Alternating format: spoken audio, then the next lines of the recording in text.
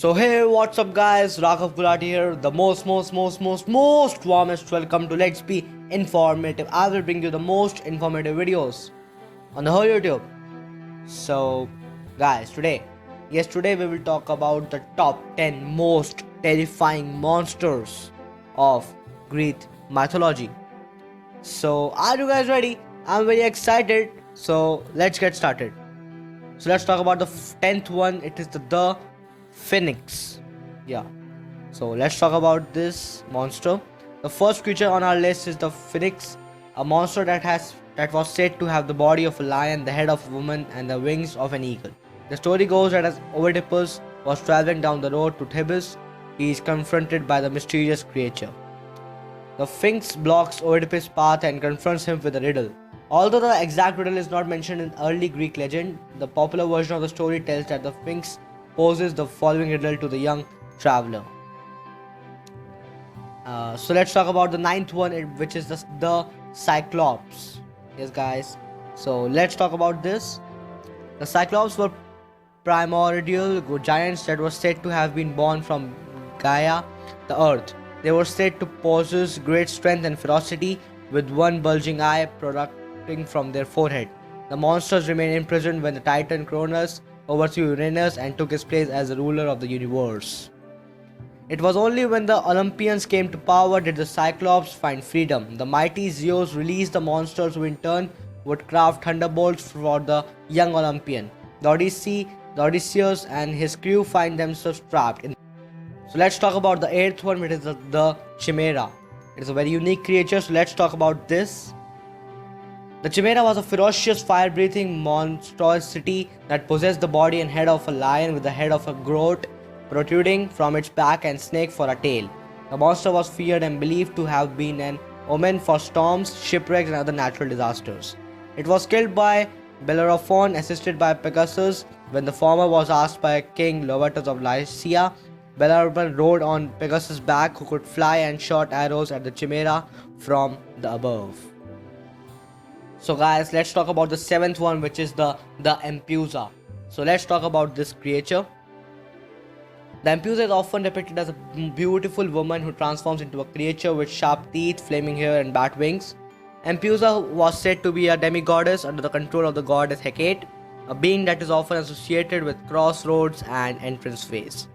The Impusa would often seduce young men traveling alone. Once the unsuspecting youth were fast asleep, the creature would shift to her hideous form and devour the boy's flesh and drink his blood for sustenance.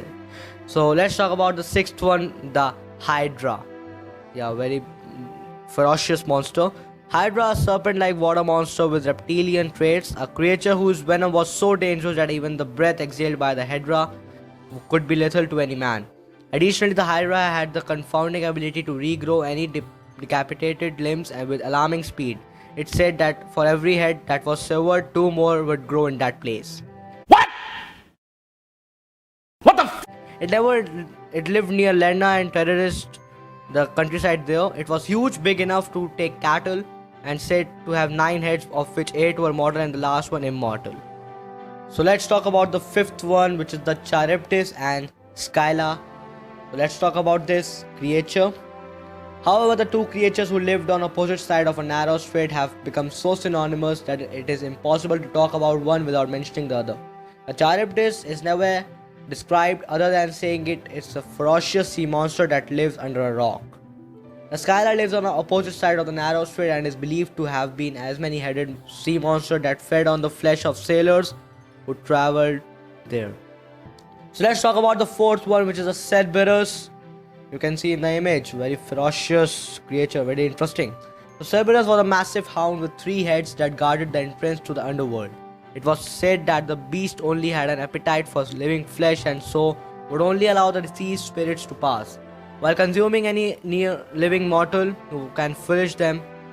Heracles manages to tackle the beast, then using his great strength throws the animal over his shoulder and drags him to the mortal world. So let's talk about 3rd one, the Minotaur. You can see how dangerous it is in the image. So Minotaur is best remembered for his affinity and for devouring flesh and his cryptid home, deep within the confines of the twisted labyrinth. It was said that it had been located on the palace of Knos, the home of the king of Kasset. In Greek mythology, a fabulous monster of Kirid had the body of a man and a head of a bull. It was offspring of Pasiphae, the wife of Minos, and a snow-white bull sent to Minos by the god for sacrifice. So let's talk about the second one, which is the Medusa. The creature name is Medusa. So let's talk about this. A monstrous creature with the ability to turn to stone any person who gazed upon her face. Medusa remains a popular monster of Asian mythology. Medusa was told to have once been a beautiful maiden who was transformed into a hideous monster after being raped. So let's talk about the first one, which is the Typhon. Very dangerous, the first dangerous in the list. So let's talk about this. Typhon was known as the father of all monsters. He was birthed from the earth and the depths of hell. He was said to have been the most ferocious creature ever to roam the earth. Typhon was massive. It was said when he stood upright, he can touch the stars.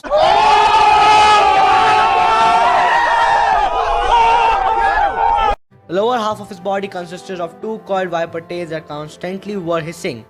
Instead of fingers, several dragon heads erupted from his hands. He was said to have wings that, then spread, could blot out the sun. Very dangerous. So that is it for today, guys.